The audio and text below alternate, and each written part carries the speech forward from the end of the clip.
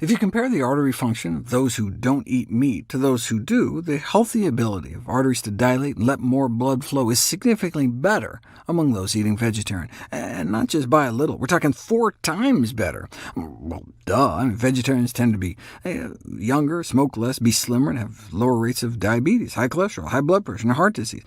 But the researchers controlled for all that. They only let healthy non-smokers into the study, and recruited a group of meat eaters who were just about as slim on average, and about the same blood pressures, even practically the same cholesterol, a really healthy cohort of omnivores, yet they still got their arteries handed to them by the vegetarians.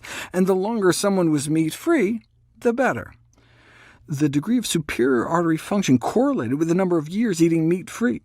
Instead of their artery function worsening over time as they aged, it got better the longer they ate that way.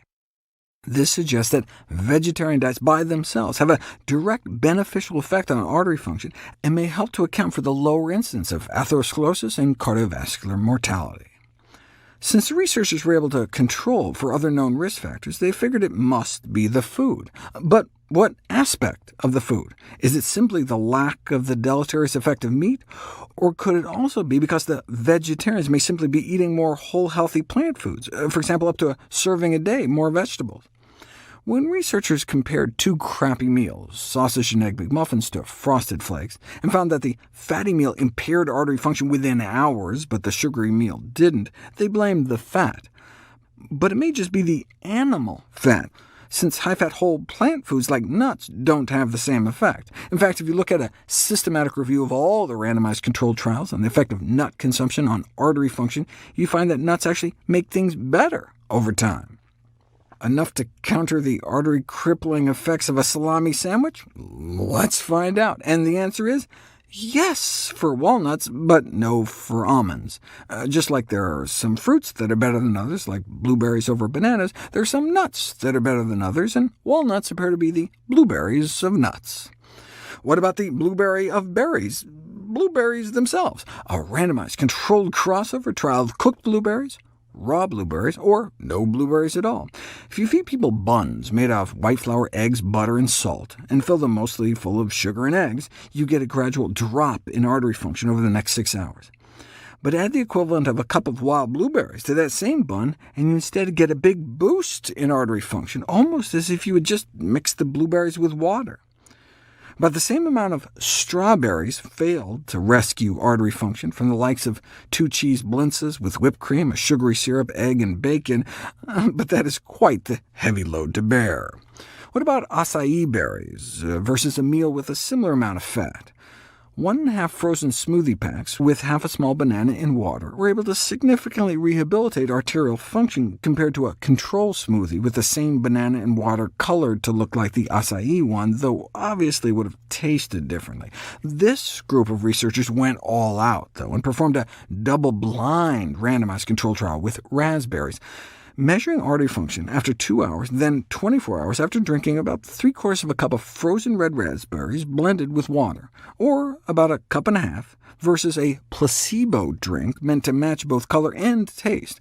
The fake berry drink had no effect on artery function, but the other 2 did.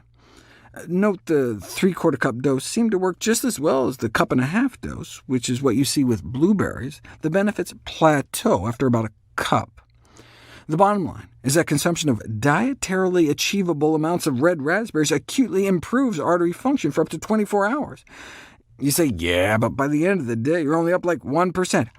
But at a population level, each 1% increase is associated with a 12% reduction in risk of a cardiovascular event, like a heart attack or stroke, all from just having a berry smoothie. What about berry juice?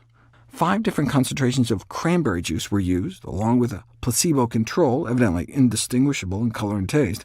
The 25% cranberry juice drink gave a little bump at 2 hours. The 50% juice was still working 8 hours later. The 75% juice, the one that was nearly pure juice, and the ultra-concentrated juice also improved artery function within hours of consumption.